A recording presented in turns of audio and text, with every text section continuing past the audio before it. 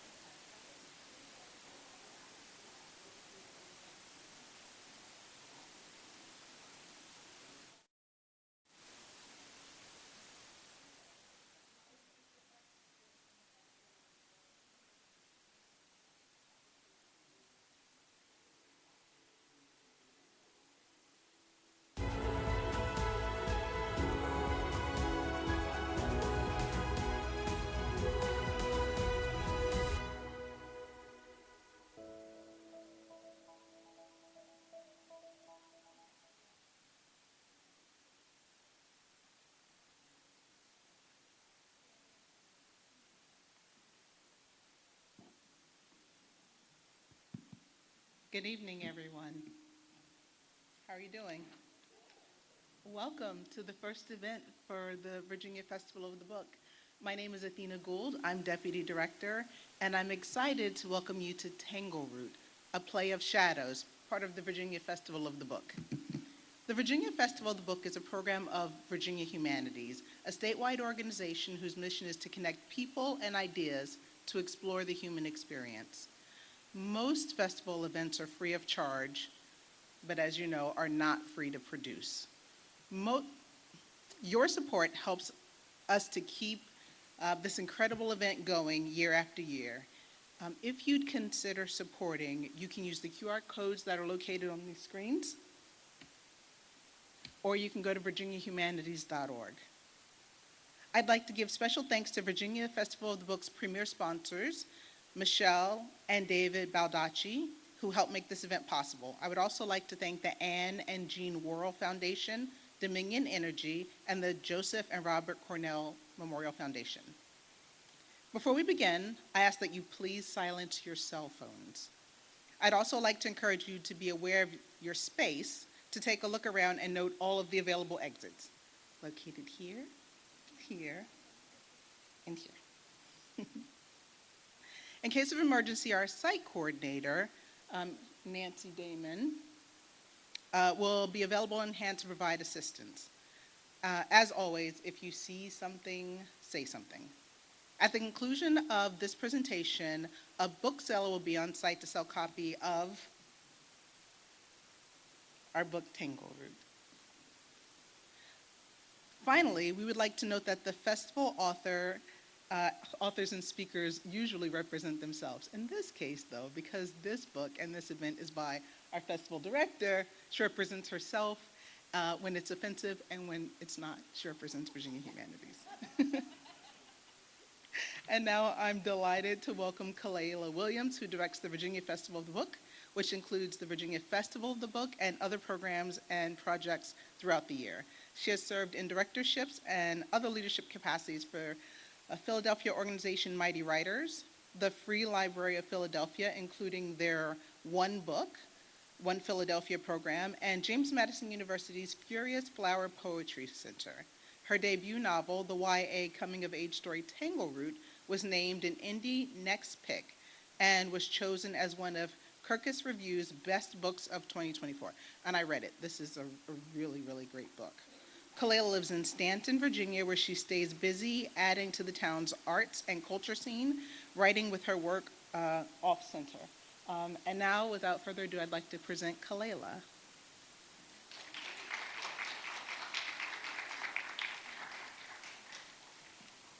Thank you, Athena, and thank you all so much for coming here for the first event of the 2026 Virginia Festival of the Book. I'm so excited, so happy that you all are here.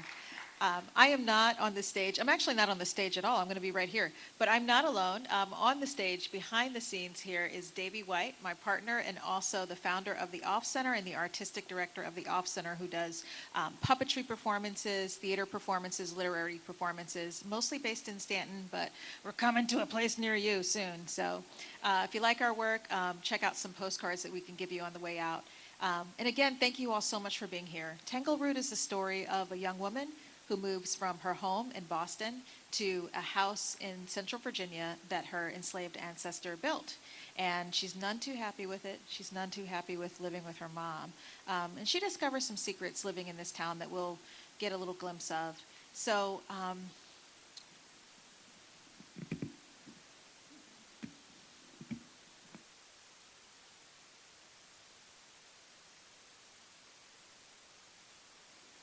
I didn't want the mic on while I took it out from the stand. But this is indeed the book, and we'll get a glimpse of this book. And we are also doing a full-length play with the Off Center starting in May. When's it going to be, Davey? It's in May. Late May, early June, yes. So please stay tuned. We'll have some postcards. And now, without further ado, here we are with an excerpt from Tangleroot, the play, from Chapter 1. Mom wasn't gorgeous, but she carried herself with an understanding that she was, and people tended to take her at her word. They'd indulge a few extra seconds to watch her as she walked by, or hold the door open for her a minute too long, or they'd ferry her drinks at receptions like this one, especially men. No one ever saw Mom's set "I told you so" chin, an inheritance from Grandma, who was gentle and sweet-faced but barbed with the nerve to leave her husband in the 1950s and take her maiden name back. No one saw the severity of Mom's gaze, as if she were glaring at you over a set of invisible glasses. The way her dressmaker, great-grandmother, would have scrutinized a garment, her mind drafting a pattern of gathers and tucks. With Mom's eyes, hair, and complexion all the same auburn shade, it was as if she'd been cast out of bronze, not made of flesh and blood like the rest of us. Perhaps her coloring was the unknown of her, inherited from a nameless father. What people saw of her were the soft things: her dimples, her curves, the tiny zigzag curls of her voluminous mane. They noted the proud way she owned a room, which she could do being 5'9" with slim, muscled limbs. And more than anything, they talked about how brilliant she was, how accomplished. I'd been hearing this my whole life, how wonderful and amazing Mom was. So I hung back from it all, loitering in the rear of the chandeliered ballroom by the cheese ball station. I'd sampled all the different kinds except a loaf rolled in rainbow sprinkles. This birthday party flavor looked questionable as hell, but why not? Just as I scooped a big dollop, Mom appeared from the crowd of Stone Post College alumni who, unlike the confetti sprinkles, were all one color: white.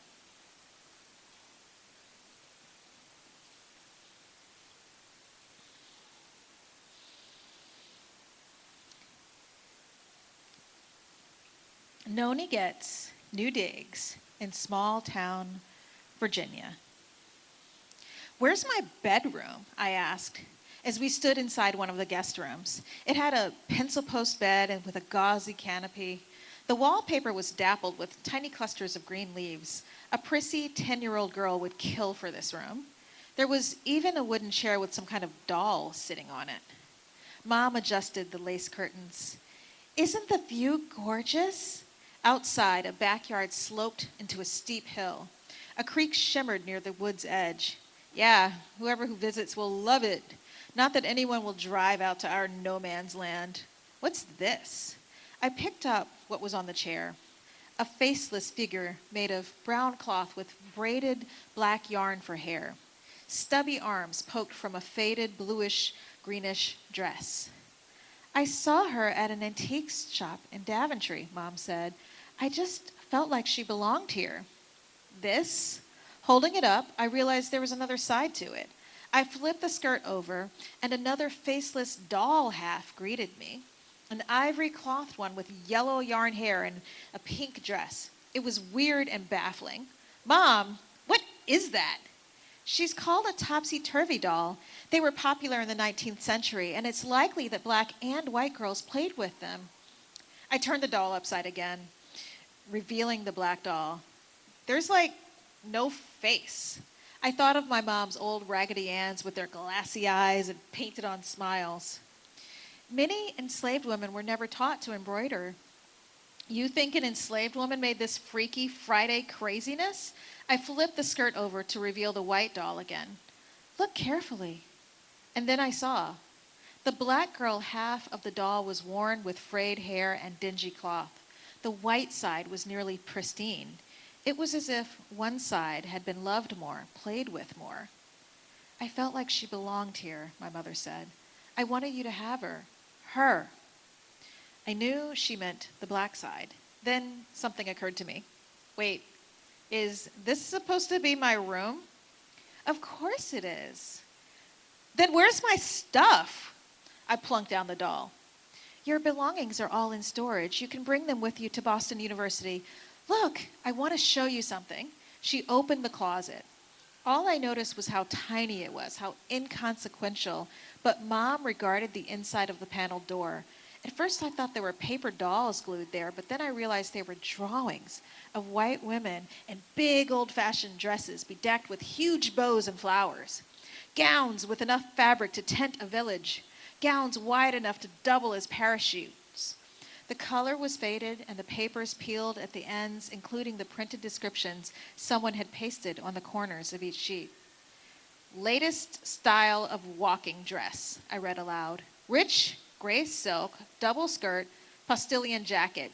Sleeve gathered into a cap of velvet tartan and cuff of the same. What the hell is a walking dress? Mom, what are these? Fashion plates, pictures from 19th century fashion magazines. Godey Ladies' Book, Peterson's, the Vogue of their day. I sneered at one of the drawings. Oh, look, here's a riding dress. Is that different from a sitting dress or a standing dress? Is there a pooping dress? She folded her arms. You're into fashion. I thought you would like this room. And a teenage girl lived here, you know. A white girl. She pasted these pictures. And you know who else may have slept here? I shrugged. A black girl. A girl her age. Your age. We know the white people here had a young maid, and sometimes servants slept on their enslaver's bedroom floor like dogs. Mom shut the closet door hard as if something evil were inside. So you're taking this room. You're sleeping in that antique bed, and everything this white girl had is yours. It is yours.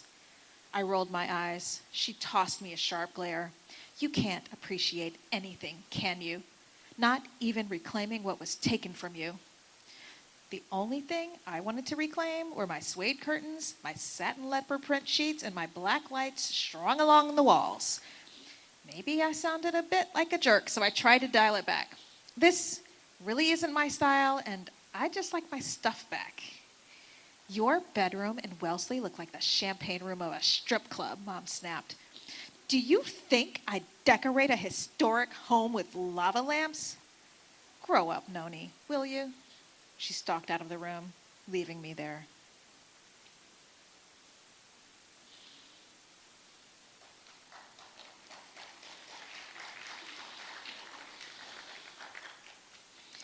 So Noni has gotten to know her house, and now she's going to learn a little bit more about the property of Tangleroot, a former plantation. And this is the centerpiece of this plantation is, of course, the house that her enslaved ancestor built. Cuffy Fortune was his name. And she knows this from her mother's research. But now, Radiant says Noni should do something. So Noni takes a hike. Finally, she got to me, and I decided to go for a damn stroll. I trudged across the bridge leading over the creek. I walked the ribbon of trail that reached into the bristly woods. You could get lost along these snaky paths. Rounding a curve, I saw what looked like a rock garden, but it was a tiny cemetery encased by a short iron gate. A few gravestones pointed upwards from clumps of weeds.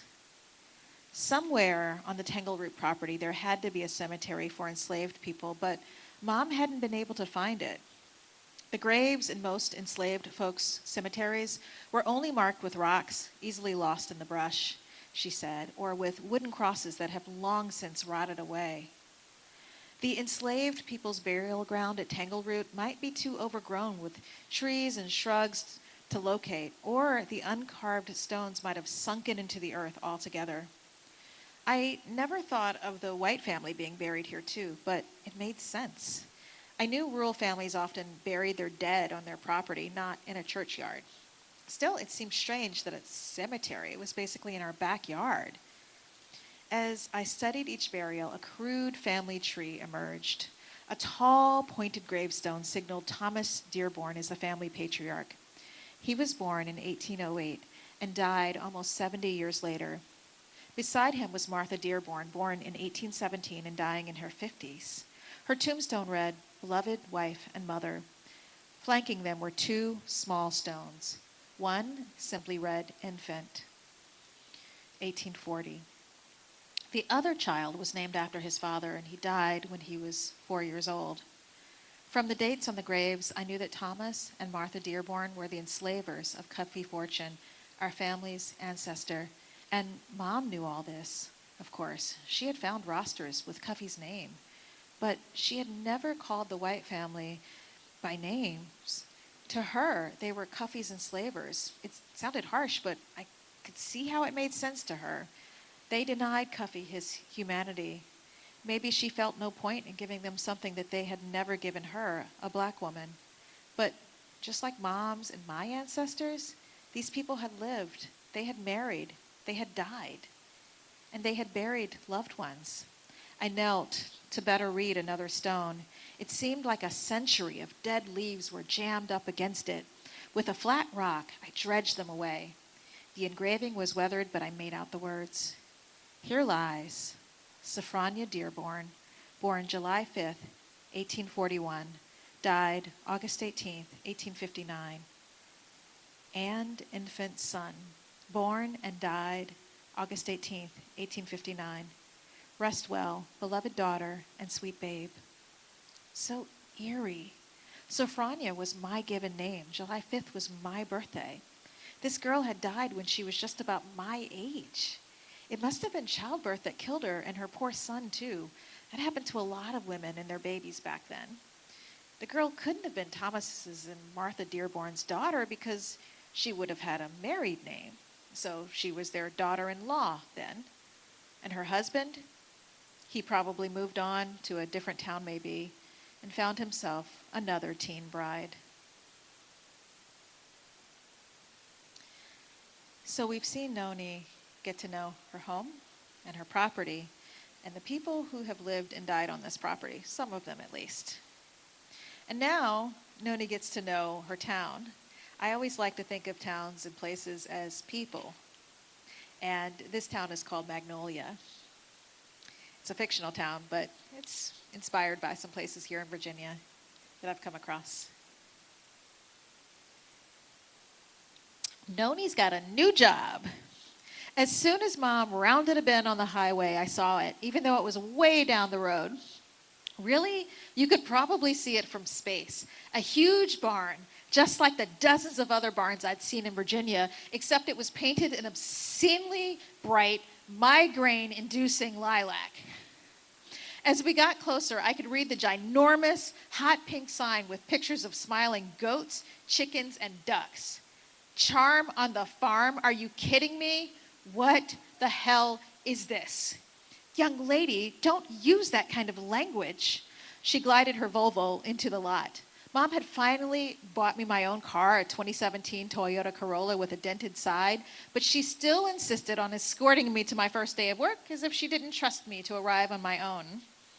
As I stepped out of the car, a strange, deep moan filled the air. What is that noise? On the other side of the parking lot, behind a wooden fence, stood the answer. Mom, those are cows. She sighed. Yes, cows. There were 3 huge reddish-brown ones with sharp, pointed, curved horns. One lifted its throat and lowed, loud and long, a sound rising in volume before tapering off.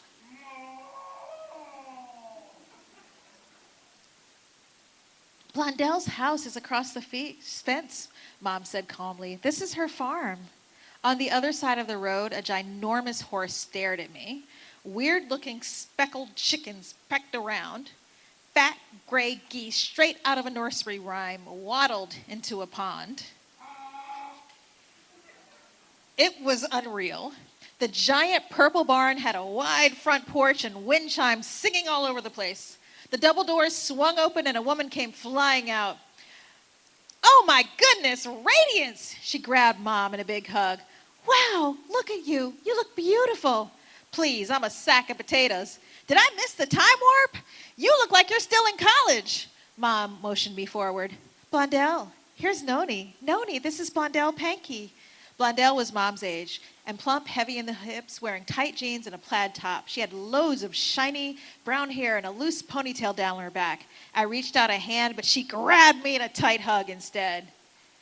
I should have figured. So Noni's getting to know some people. She's going to get to know some other people living in Magnolia, Virginia. She is also learning about her mom's past through these folks who she's meeting, her mom's friend Blondell, and we've got another person who she's going to meet. Noni's second encounter with a real live Southern belle and more cows. Well, hello. Mrs. Chilton's honey-sweet drawl stopped me as I wove through a tinted village of vendors. Her hair, grown out a bit, was streaked in almost white blonde along the center part. She looked like a badger. Oh, hi. I couldn't meet her eyes. I had actually never called to turn down the piano gig she'd offered. I just didn't show up when I was supposed to. I'm sorry I couldn't take the job. Oh, don't fret one little bit. It was your mother, wasn't it? She wouldn't let you work for me. She patted my arm. Her son was back on stage, this time crooning a slow jam, prompting a few more feminine shrieks. Mrs. Chilton asked, I suppose Radiance is too busy to make it to today's event. I'm sure our festival isn't as important as her career. Her daughter, Cicada, bounced up beside her. You must be Mrs. Castine's daughter. Oh my gosh, you're so beautiful. I smiled back as a thank you. Look at this scrumptious dress. Mama, doesn't it remind you of the ball gown Lillicat Doricourt wore for Miss Cotton Bowl? She grabbed my wrist like we were friends. Where'd you get it? Oh, I made it. Really? Cicada said breathlessly. You made that? Mama, look at how gorgeous it is.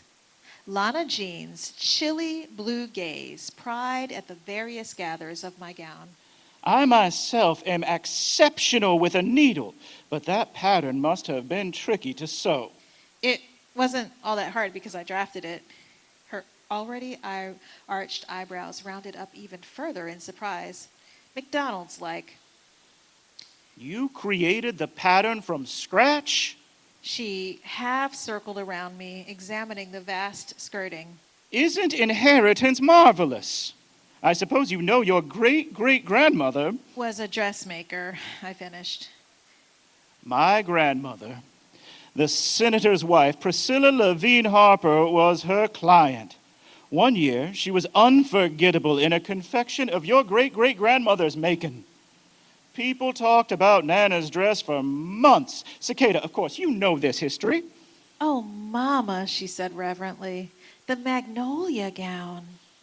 I remembered the portrait in Trianon of a woman in a white dress, one like a blossom. I had no idea that my ancestor made it. Cicada seemed lost in dreamland as she blew a kiss at one of her brother's bandmates. Lana Jean waxed on. Oh, but I've taken enough of your time.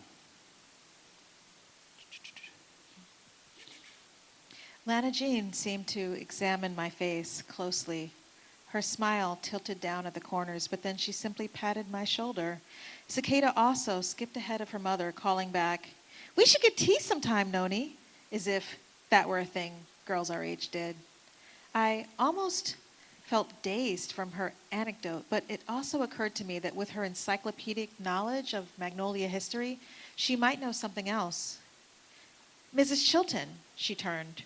Remember how you mentioned the people who lived at Tangleroot, the Dearborn family? Do you know anything about them? Is this for a class project? Before school starts? Ambitious, aren't you? She said it like it was a bad trait. Well, I have papers from all the planter families in Magnolia. My father collected them before his death. But more than that, when I was just a little thing, my grandmother set me down on her knee and shared stories about all our planter families that were passed down to her. You see, her grandmother was a belle.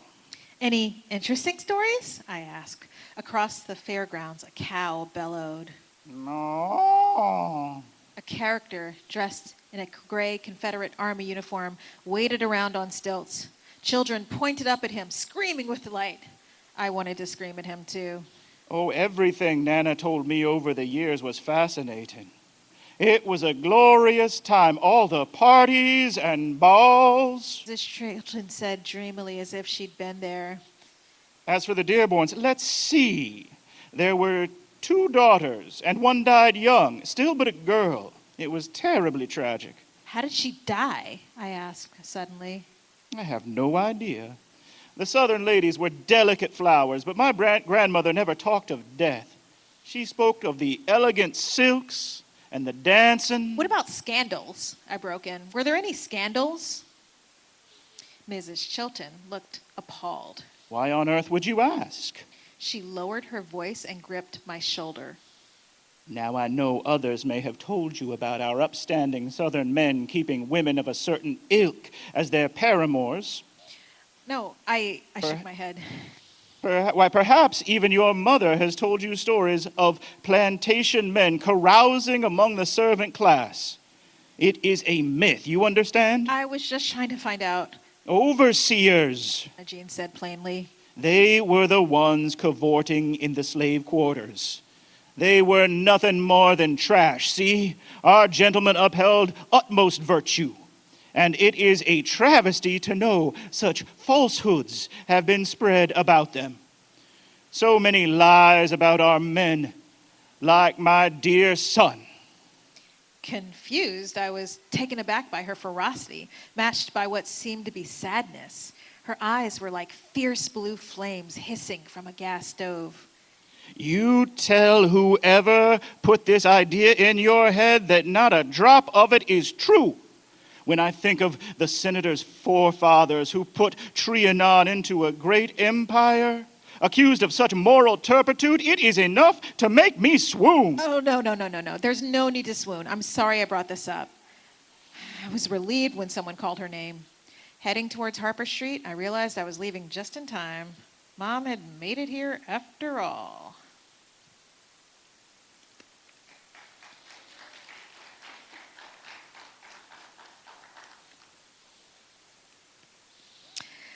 So, Noni has gotten to know another Southern Belle, and she's going to get to know some people who also lived in the past. We remember that cemetery that Noni saw in the property of her home. Well, she learned that the young woman buried there, Sophronia Dearborn, was not a daughter-in-law. She was a daughter, and she never married.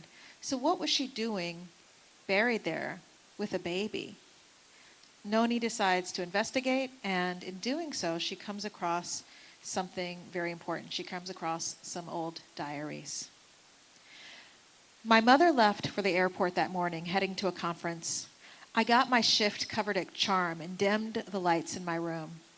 Then I set the rosewood box on my desk and tilted up the broken lid. More than 100 years ago, Sophie likely penned these very diary entries at a desk, maybe while she reclined in bed with her journal propped upon gown-shrouded thighs. She would have been within the same four walls where I uncovered her work. July 18th, 1858. I am back to adorn in my closet, having returned from school from my dear Tangleroot. My latest plate shows a white dress with star-embroidered blue bretelles crisscrossing the body, uniting at the sash. Sleeves puffed like patisseries. Due to such, perhaps I haven't the slimness such a gown might best flatter, but no matter, we have not had new dresses for some time. Not even Daphne, quickly sprouting out of her clothes. Worrisome. I should be turned out. Walk with Mama to the kitchen house this morning. I hinted, Mama, my school friend Lizzie has had callers. It was as if I said nothing, or everything. The lines between her brows were like ribbons pulling across that dress. I can feel what she and Pop will not say. While I worked in the garden yesterday, the Negro women clustered in the laundry house told me unwittingly. Muffled cries from the loft. I tried to ignore their weeping while my fingers curled around a clump of bindweed, pulling at those stubborn roots. How they do cling to the soil. Pa sold hands. Two old men, contagiously surly natures. He says troublesome darkies rot the barrel with their talk, though the slump of his shoulders tells me his ledger is master of us all. Mama, too, is cross. As we entered the kitchen, our eyes immediately followed the unshod feet of Cook's pickaninny skimming across the brick floor. Despite her crooked leg, she did quite the polka, her doll as partner.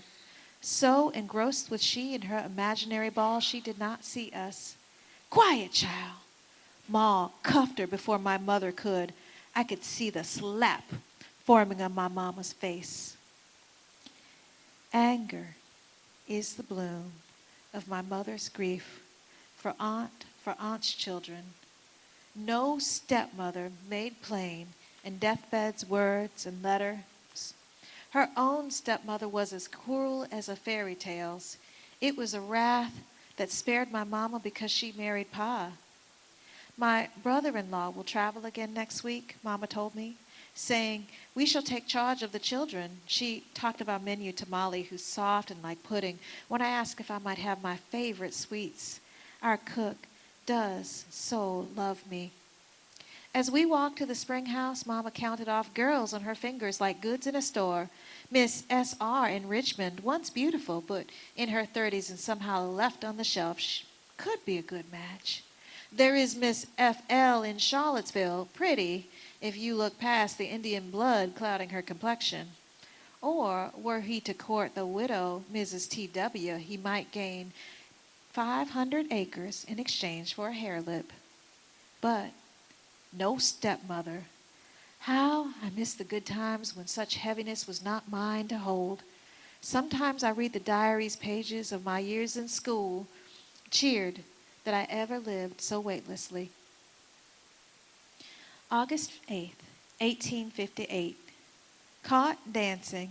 The Negro girl has been put to work. I am glad for her hands. The children are here and we have other guests on the way. The Harpers. George must have met so many pretty girls in Philadelphia. He cannot remember me. Would that I belonged in such a category. The pretty part, at least. Philadelphia, I could do without.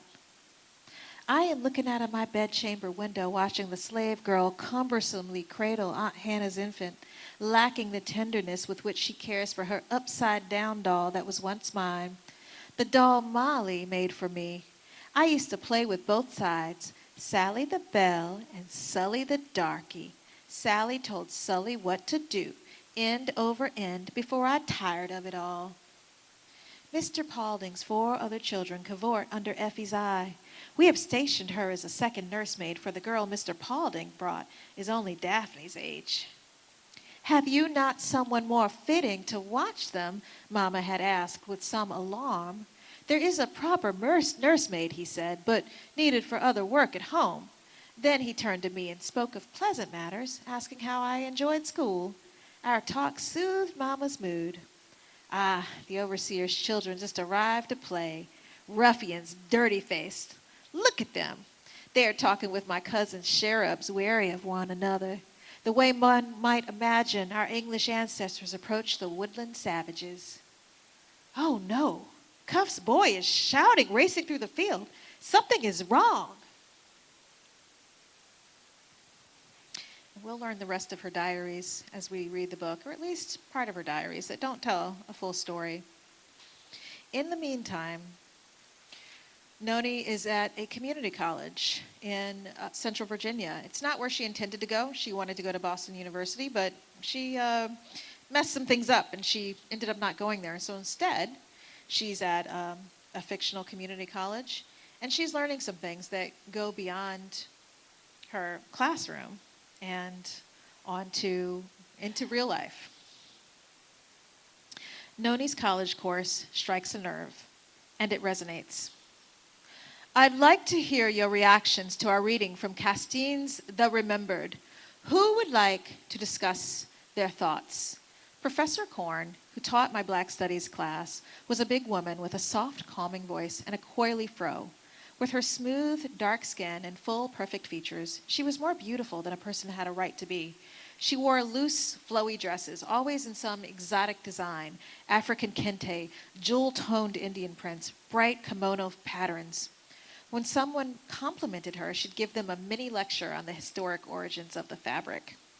I glanced at the assignment I hadn't bothered reading, a narrative by a formerly enslaved woman named Euphemia Sterling. Maybe I'd just been too annoyed that we were using Mom's latest book for class. Flipping back a few pages, I skimmed the introduction. In 1889, 2 Harvard University graduate students traveled the rural U.S. South. Their goal was to compile narratives that captured. However, the men did not interview former enslavers. They interviewed the formerly enslaved, intending to find those who remember their lives before the Civil War with affection and endearment. Instead, they heard stories of cruelty, deprivation, and loss. The two students never published their work, but in 2018, these narratives were rediscovered. Mom had stumbled across that old manuscript, which turned out to be a historian's holy grail. She spent the next few years researching and writing annotations, basically explanations and context, and essays about what these stories said about the institution of slavery as a whole. The book came out last fall, and she was off on a whirlwind book signing and lecture circuit. Professor Korn prompted us. Let's explore the Sasha and the Zamani and how they connect to Sterling's short memoir. Who would like to begin our discussion? Wait, who is Sasha? I turned the page. In some East and Central African beliefs, the dead are part of dimensions of the past. The Sasha are those who exist in the recollections of their loved ones. As long as one is remembered, one lives. When a Sasha's last surviving loved one passes away, they become part of the Zamani, the true dead.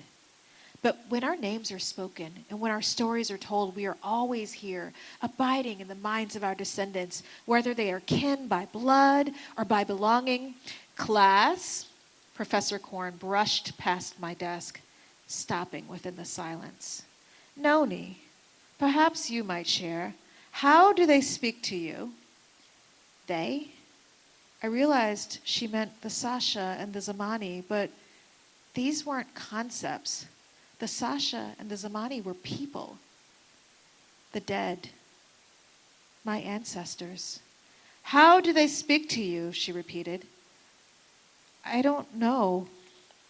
Her eyes were as dark as a midnight sky, and yet as reflective as the moon. It was as if she could see right down to the living cells of my lineage, like she knew my past kin spoke. Not in words, but in mysteries. Not in resonant tones, but in quiet whispers. I thought of Tangleroot's wooded acres, that lockbox of secrets, of weathered rocks that might mark fortune graves. My mother and I had no knowledge of where our ancestors' graves lay on the very property where we lived, and yet the Dearborn family's carved stones stood behind an iron fence meant to last forever. My gaze fell from hers to the page. There is power in the breath that invokes a name, that calls forth a story. I'm sorry, I told her. She only smiled. You'll come to know. It was like she'd promised a future, or foretold one.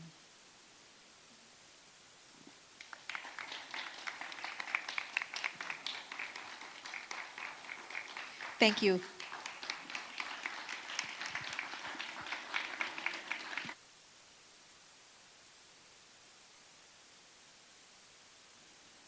I think we have time for a couple of questions if you all have them, and then book signing.